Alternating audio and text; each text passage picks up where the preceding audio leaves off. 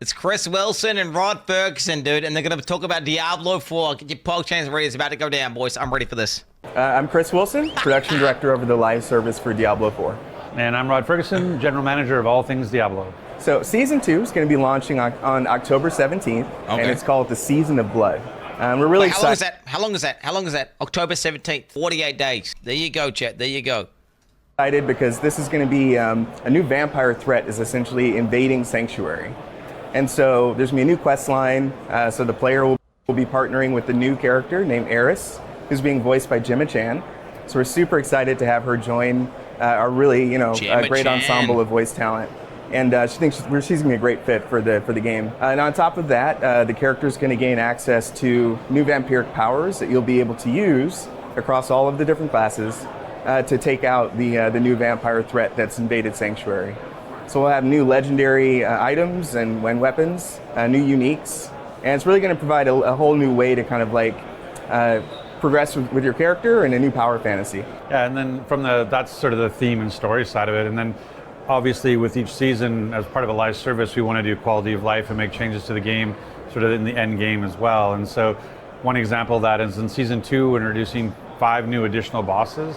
Because we look at, what is the progress you make from level of, say, 50 to 100. And we wanted to have more milestones. Fucking nothing, bro. Literally nothing. So, yeah, adding in-game bosses is a step in the right direction. I agree. Along the way where you can be like, I can test my build against these certain types of bosses. True. And we also know there's a huge desire for our uniques and the uber uniques because they have a very low drop rate. And sometimes they really, solidify your build. And so now with these 5 new bosses, you can actually target uniques and you can go and have a much higher drop rate on an uber unique than you would in the open world. Those 5 bosses, obviously it's interesting because the way people approach this kind of stuff now is they're very invested. So like at the same time as being excited, there's a level of cynicism towards everything that is coming out. So I saw the 5 bosses, excitement, and then immediately people were like, are they just going to be reskins of a boss that we know 5 times? So can you talk about like what those 5 bosses will actually entail? Bro, brutal interviewer. Holy shit, dude. Yo, this guy's fucking not messing around, dog. Holy fuck. It's a mixture of sort of like new. Yeah, everyone thinks your game is dog shit, yeah? Like, they heard that, they got a bit excited, yeah? But then they're like, wait a minute, Diablo 4 is fucking bad. So, like, what? New and sort of one of the things we heard a lot from players was like, I don't think we've ever even talked much about it, where the bosses are coming from, but there's a notion of like, I play these campaign bosses and I didn't necessarily get to fight them ever again unless I'm playing the campaign. So that's part of the inspiration. So there's going to be definitely like ways we can leverage content we've had, but also new content as well. And so the fact that we're doing it in the seasonal and the eternal is going to be really exciting. And again, that idea of like, we've heard a lot of feedback around the uber unique. So, and what's really interesting is that actually it's a boss ladder. So it's not like in Diablo 2 where you would just go farm a boss over and over and over and over again. There's actually sort of prerequisites to be able to summon a boss that you'll have to go through the bosses to get there. Shit. And so it's farm out mats, bro. You gotta farm out mats. You gotta run around finding rare spawns. Okay, to farm out like some fucking mats to then go fight his ass. Oh god, is that gonna be paint jam as fuck? Hopefully not. I mean, I hope it's not like the cheat death potions. I hope it's not that bad. Hopefully it's like you just get it as a result of doing dungeons or something. Hopefully it's not literally just do loops around the fucking world map waiting for these fucking respawns of the rare mobs to get like a particular item, because that will be annoying as fuck. it actually has its own gameplay involved in even having a boss appear. What happens when something goes out into the world? When do you start to pick up on the general sentiment from the audience? What is it? Data points? Is it social media? How do you know what the sentiment is? So with live service development, we're always paying attention to the community. So we're looking at all sources of feedback. We solicit surveys to some of our players, so we use that as one kind of funnel for information. We look at telemetry and data that's like coming back from the back end. So we kind of see where there are pain points or friction. We look at all the people saying default bad, from just looking at data. But then also we're paying attention to forums. When we do a blog post or release patch notes, we're trying to look at what is the response, what are things that are coming back from the community, and we use that to kind of help inform some of the decision points for the future. And so what's great with the live service is between seasons, patches, hot fixes, there's numerous kind of vehicles for us to kind of like inject change and evolve the game for the future. And it's always in pursuit of making the best possible experience for the players. Yeah, it's one of the big challenges is really around the idea of the vocal minority. Like sometimes a very small group can be very loud, and that's why we use things like surveys. Like, because you're always managing sort of the qualitative information you get. It's fucking copium, bro. Copium. Holy shit. Where people's just opinions, and then the quantitative information you have, which is the actual data that shows what's actually happening. And it's in a game where it's sort of built on a power fantasy. Like, everybody loves candy, right? And so but you can't have candy all the time. And so that's one of the hard parts about managing is that sometimes there's a little bit of medicine and you need some sugar to go with it, right? And so as we're looking at our feedback and we're looking at what we need to do to balance the world, because we want every build to be playable and we want every build to be viable. And so sometimes you have to sort of manage that across all the different classes and all the different... You're saying sometimes you can't, you're saying sometimes you gotta get a nerf bat out and you gotta nerf your ass, bitch. That's what he's saying. And sometimes you gotta give them some superficial buffs to give you some like sugar. You know, here you go. Have a couple buffs. Here you go, you fucking peasants. Have a couple buffs here. All right. But sometimes you gotta. You know, you can't have candy all the time, bitch. You bring out the bat. Builds, and sometimes you need a little medicine. And I think one of the things as we look at season 1, we want to really show that we're being responsive and reactive and being agile, but we sort of got 2/3 of the way there, and we had a lot of the medicine, but we didn't have the sugar yet. And so, but to be able to act quickly, we sort of said, well, that's good. We've got the fix, but when we didn't bring and here's the other fun part that makes that balance work. And so I think that's part of the criticism of season 1 is that we did the medicine, didn't quite yet do the sugar, and then we've been doing the sugar as we go now. And there's something our game director talked about in one of the live streams is that moving forward, anytime we have to do any sort of significant balance, we'll always have that.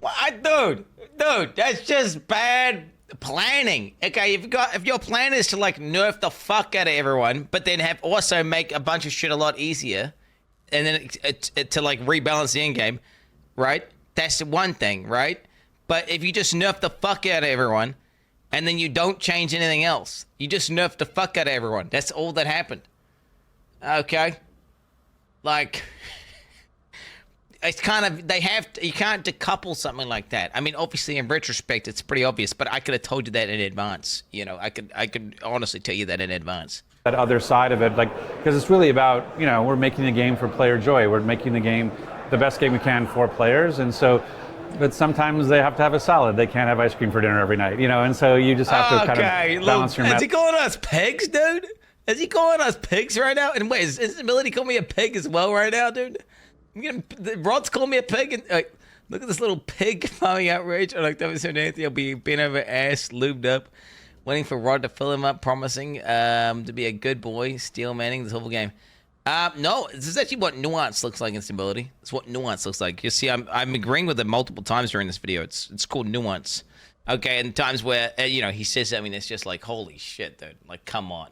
No, you need to own this. It's not like you gave the medicine, but like, no, you can't. Where they the fuck fucked up. is the candy rod? Okay, pause now. Okay. Messaging, manage expectations, communicate more openly, and I think we're doing that now as we go into season 2. You mentioned it earlier, but how do you account for the vocal minority in a way that feels like you're speaking to them, but also not balancing that with the realistic kind of achievements that you can do? Because it's obviously like, Diablo 4 comes out, everyone's super positive, and everyone is like really up on it, and the vast majority of people are enjoying it. But then the conversation quickly turns into like, this is missing, that is missing.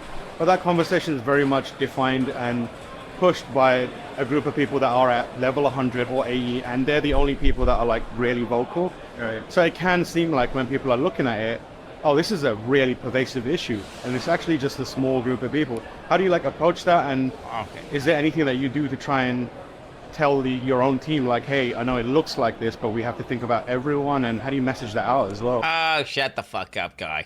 Okay, do you know, he was kind of base initially, but now he's like, dude, no, it's not a vocal minority. To be fair, the people who aren't complaining are the guys who don't give a fuck about the longevity of the game and the license service portion of the game. The people who aren't complaining are the guys like, oh yeah, bro. Oh, I bought Diablo. I played the campaign. It was amazing. It was a great game. I heckin' love Diablo 4. Oh, IGN 10 out of 10. 10 out of 10, boys. And then they moved on with their life. Those are the guys like it. But the people who just continue to play the game, right, like it's intended to be played, the whole point of this game is that it's supposed to be something that you come back to and play repeatedly. It's supposed to be live service. It's supposed to be always online. You know, that's the part of the game that sucks massive cock, right? And it's not a vocal minority. It's literally all the people that they're trying to attract and play the game in the long term, and they're trying to, milk basically, or, they're trying to, you can't, maybe I shouldn't phrase it like milk. The people who are going to fund the game in the long term, okay? Yeah, I mean, like I said, I think the quantitative data really helps there, so you can actually see what's happening with the game, and you can go like, oh, this might be an issue for people who are level 100, and this is the percentage of people who have actually gotten there so far, and we can sort of look at how big of an issue that actually is. But I mean, the trickle down, Rod, trickle down. If the people at the top aren't happy, you know what's going to happen, dude? Okay, they're going to start taking shits everywhere, going to start diarrhea blasting. It's going to go down. Okay, shit gets on everyone's face, okay, and it trickles down, and it gets everywhere, boys. It gets everywhere. That's how it works. That's how it works. Straight up. You want to keep the people, you want to keep the hardcore player base happy. Okay? It's not like, oh yeah, they're only this amount of percent of people. Fuck them, dude. That's bad logic. Bad logic. I don't want to say vocal minority to be dismissive, because sometimes that vocal minority are also your influencers and the people who are, the tastemakers who will be like, hey, this is how we feel about it, and you want to take that in as well. And that's why it's always is a balance between knowing what are we hearing and what are we seeing in the game and what are we feeling when we play. And I think that notion of like, hey, one of the things we were excited about with D4 is that as a mainline game, no other Diablo game actually had any end game at all. Like when the campaign rolled credits, you were done. And so we were really happy with D4 to have Helltide and Nightmare Dungeons and the Tree of Whispers and PvP. And so we felt like this was a great starting place. And so when we... Bro, what the fuck? You can't just say that, though. This is D4. D1, D2, and D3, they already out. This is a continuation upon everything you've learned. You can't be like, yeah, okay, look, you got the campaign, you got some extra shit. We thought it's good enough. No, bro, that's it. The bar is not there anymore. The bar is up here, bro. The bar is like right here. This is where the fucking bar is, homie. Okay, and it is not meeting, where it needs to meet. When we talked, even if you go back to our interviews pre-launch, we would talk about this is the beginning and not the ending of Diablo. This is a foundation we're building upon, and you're seeing that, like in season 2 with these 5 additional bosses. Well, to be fair, by the way, I'm not insinuating that the game needs to have like fucking 500 million fucking end games, and like you need a fucking passive tree inside your passive tree. Like, I'm not, you know what I'm saying? What I'm saying is, the amount of end game in D4 is just abysmal, right? It's enough to keep you going for, don't get me wrong, before I wanted to blow my brains out, I think I was about 500 hours into the game. So you could say, like, it's good for the first, like, 100 hours. After that, it's kind of despair. Right? In season 3, we're going to be bringing in leaderboards. Like this is an evolution of a game over time, and so the notion that you can kind of grind your way to 100 and go like, what the heck? Where's everything I was expecting? Like all that stuff is being layered in over time as we go, and we're continuing to make the game, better and better. So it really is just sort of like definitely take in what you hear, but also trust but verify. Go and see what the data is telling you as well. In addition to that, I think the other important piece of this is transparency, right? So we're really trying to create and be open with our community about setting expectations. Like, here's what we're trying to do in the near future, releasing patch notes early, really just, having... These are some classic bangers. They're showing us some footage, some classic bangers of transparency, guys. These videos did really well. Live streams, the campfire chats. These are good, though. Campfire chats, the ones with the devs, the straight up raw deck with the devs, these are good. I like the campfire chats. I'm a campfire chat enjoyer, actually. Like, more of these. Letting our audience know, like, here's what we're trying to do in the short term. Here are things we want to even do in the medium term. Like he mentioned, leaderboards for season 3. Like, we're trying to just be more open about that information versus like holding everything to the vest. And Vid and Joe in our last, he talked about philosophy. Like, here's why we're doing certain things. Because I think it's one thing to say what you're doing, another thing to say why you're doing it. And so I think helping people understand, like, oh, this is our goal, this is what we're trying to accomplish, and just give some background to why these decisions are being made. You know, you guys have been quite candid with, you know, the patch came out and it nerfed some stuff, and you're like, okay, we did it wrong, we won't do that again. And then you talk about all the vehicles you have to kind of approach it. How do you feel about the expectation that creates? Because it's kind of a double-edged sword, right? Where you're like, oh, we can like react, but then the expectation from the audience is when they demand something, they need it immediately, and they're like, why do you put it? How do you guys as developers feel about that, and how do you try and manage those expectations? It is a balancing act, you know, depending on what it is we're trying to address. I mean, it can obviously take development time to get it right? You don't want to be too hasty to just rush, you know, change. You may end up like imbalancing the game in a different way that you maybe didn't foresee. So you have to take your time to really think through, like, okay, how do we want to address the problem that's been flagged? Look at it in terms of priorities. Fuck that. Do it fast and just take the risk, bro. Just do it fast, Chris Wilson. Do it like we just want it raw dog style. Fuck it. Just do the change fast. And if it fucking creates a bug or crashes the game a bit, hey, you know, it is what it is. It is what it is. Okay, just do it fast, hard and fast. As well, there's oftentimes competing priorities, so it's like making sure you're targeting the thing that's going to have the biggest impact for the player first and foremost, and then finding the right, you know, time to release those things. Because no, but the thing is that an ARPG, like think about it. Think about PoE right now. Think about how many people have played PoE, had a good time, and quit. It's already a lot of people have already done that, right?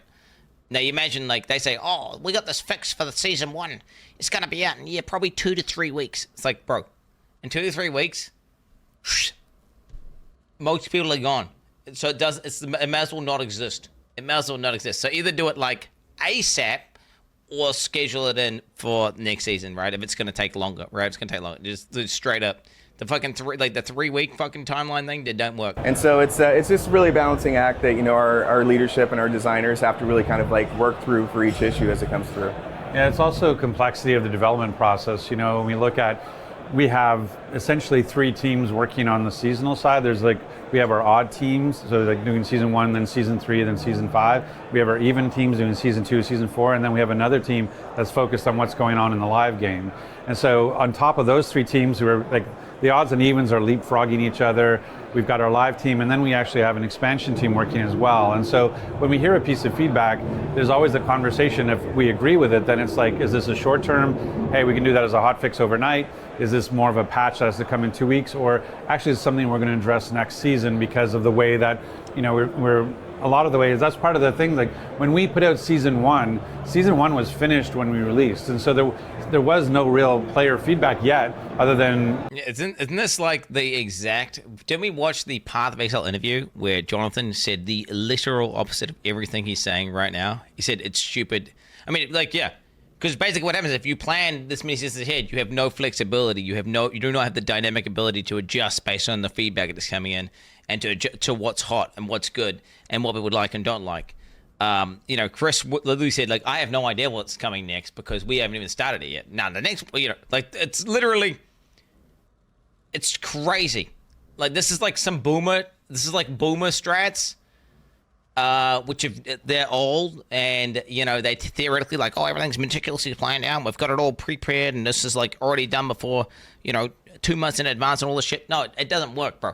It doesn't work, especially when it comes to the ARPG landscape. You know, people want change and want it fast. That, you know, if you can't adapt, you're gonna die, right? You're gonna basically. I feel like they just need to like fuck that whole plan up, straight up, get these like 3 teams. And condense them down to like 2 teams. Just have the one team that's working on the current season, and then the one on the new season, and then that's it. And then majority of people are on the new season and have you've just got a small but good team that's working on the current season to just fix bugs, right? That's what they should do. That's what, for real, that's what they should do. Sort of the beta feedback. And they could, to be fair, they could have an expansion team. They could have a separate team that's doing an expansion team, obviously, for the, you know, because they are planning expansions, so that could be a whole separate thing. But I'm talking in terms of like the seasonal live service model, which that's what they're talking about, right? But after launch, like season 1 was kind of done, and so that's why we use that preseason time to tweak as much as we could, and why we, you know, removed the need for the altars of Lilith and that kind of thing. So it's just that notion that like the trains are always running, right? The trains are always leaving the station, and what can get on at which train is always part of the balancing act of like, oh yeah, we agree with that feedback. Now which train can we actually make it on, and are we willing to delay other things to make that happen? Because I think sometimes people just feel like it's always additive, and really it's kind of like there's only so much scope that a team can do. And so to say like, oh, this new idea wants to come in, well then that means usually another idea needs to get postponed. And so when we're talking about the prioritization, it's like, oh, we want to do this, are we willing to slow down this other thing? Bro, just code it in, mate. What? I don't get that. You don't need to do that. You can have all your ideas. Just one cunt who's like coding items sits down with another cunt. They have like a fucking thing. They realize, okay, resists a complete dog shit in this game. How do we fix it? All right, let's actually make them matter. You know what? While itemization's at it, let's just let's overhaul itemization real quick. Done. Fixed. You're good to go, bro. Like, just code it, bro. Just code it. Bro. Okay. David Brivik was like, do you know what? I'm going to make Diablo real time. Do you know what he did? He just stayed up late that night and coded in real time in a Diablo in a single day. Okay? Like, yeah. That's what I'm doing. They needs that. They just need like a fucking guy to be like, you don't think one of these motherfuckers could literally code proper resists in a day? Because I guarantee you they can get the basic concept and the itemization stat down in a day. It's not that complicated. Dude, it's not that complicated. One guy could do it. You think Chris Wilson couldn't do that, bro? All right? You think Divergent Chris Wilson couldn't do that? You don't think he could? You don't believe in him? Come on. You know, and so that's definitely one of the things, the give and takes you have to do when you're balancing. I don't want to say misunderstanding, but a lot of the kind of discussion is also attributed to things like the battle pass system and the season model as well. And some people say it doesn't feel like it works in Diablo. And, you know, we've had other people make games similarly, like the Path of Exile, people looking at it and being like, we're learning a lot from the viability of something like a battle pass model. How often do you kind of like reassess that, and do you think it does still work in this day and age? Especially because it's like a lot of cosmetic stuff and you don't want to upset the balance. And when it is like you can't put a lot of meaningfully changing content in there, is it even worth doing? How do you approach like looking at that kind of system? I think that's what we're learning now. Like, you know, that's one of the things is like we're having lots of conversation about the first time we've done something, you know, and so in times we'll come together and we'll go like, hey, everybody, this is one data point, you know, and like and we're looking at season one and like, what's the battle pass doing? What's the shop doing? What is the seasonal reset doing? How do we feel about it? And it's like, at the end of the day, it's one data point. And so I'm really excited for season 2 on October 17th, because that's now we'll have 2 data points to go like, okay, how many people are playing? How many people are engaging with Battle Pass and Shop? How's it all working? And so I think this is all learning for us. Like, I know people tend to think like, oh, you had 10 years with Diablo 3, you must know everything. And the answer is very different games, very different team. And so how can we monetize harder? Boys, to be fair, I don't like it. Whenever any game talks about monetization and stuff, and they talk about the game as a product and stuff, it always makes me feel dirty. And obviously, that's what devs do, and it is about making money. So, you know, but it's just you know, it's like you're seeing under the hood. I like to not see under the hood, you know, and not hear that shit. The corpo talk, bro. Yeah, I'm not a big fan of the corpo talk. You know, obviously the industry's changed in the last 10 years.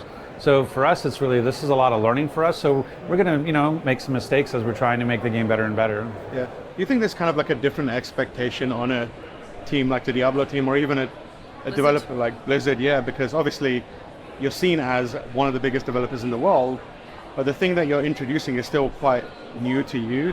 There's the expectation, well, this is Blizzard. They shouldn't be allowed to stumble or able to stumble. They should know this stuff. Like, how do you kind of like approach that sentiment, knowing that there's no like pushing back against it?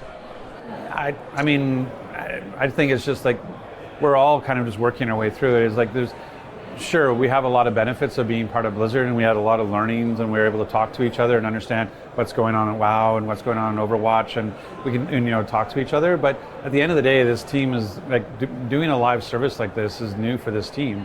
And even, you know, we have some D3 veterans and things, but a lot of our team, like, there's a good part of our team where Diablo 4, we were at the launch party where I was like, how many people, this is your first game ever? And like a bunch of hands go up and you're like, not, you know, this is the very first game they've ever shipped is Diablo 4. And so there's definitely like the combination of experience and the ability to access Blizzard, but like we're still going to learn as we go. And so, yeah, I mean, I think I get the, hey, you're Blizzard, you should never make a mistake. But at the same time, like, again, the industry is always changing, the games are always changing, the players are always changing. So it's just going to be learning as we go. And that's why what I love about a live service is we can evolve over time. It's not a fixed state.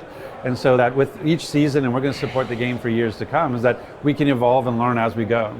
I think what's fascinating about that is because we have a studio like you guys where you very much are like figuring it out as you go along to a degree, and it's kind of like the expectation is, why are you doing this? You should have the perfect product each time, and it's not thought of as great. But then on the flip side, you have a thing like Larian, which just put out one of the best RPGs in a long time, but it was developed over 3 years of iterating, very publicly forward-facing, and people are celebrating that right now. It must be kind of wild to be in an industry where you can have two contradicting kind of like narratives on the same thing going, and like how do you deal with it on a day-to-day basis as developers?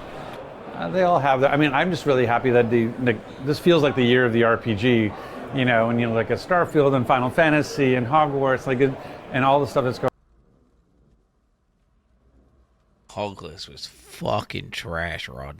Okay, Final Fantasy sticks as well. Fuck Final Fantasy. Wait, is that the non-shit one?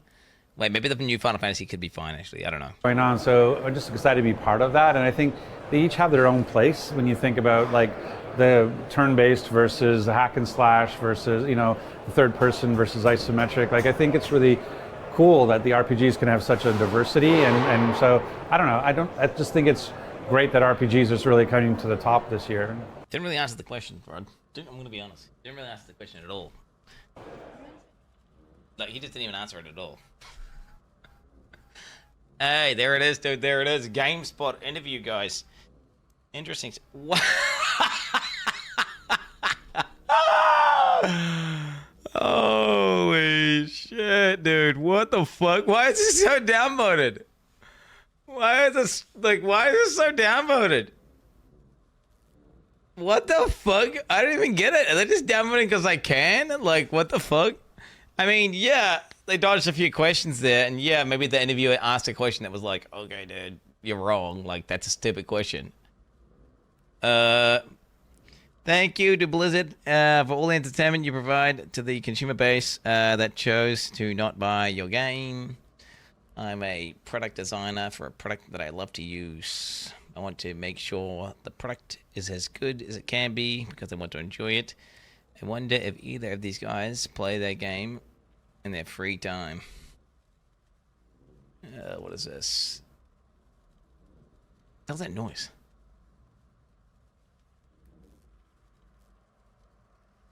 Okay, for a 70 EU game with microtransactions, the fact they are admitting that it's not finished and it's essentially in a beta phase is unacceptable.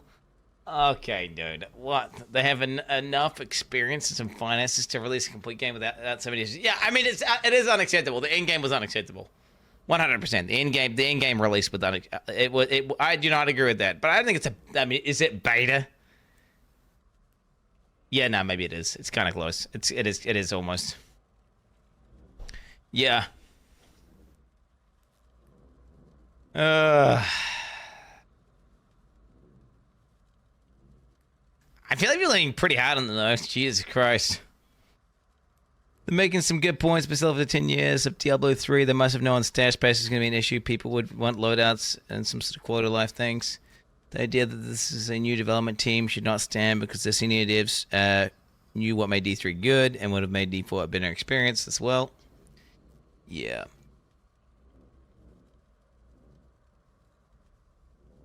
Learning as we go equals make changes based off what we feel is right. We will call the majority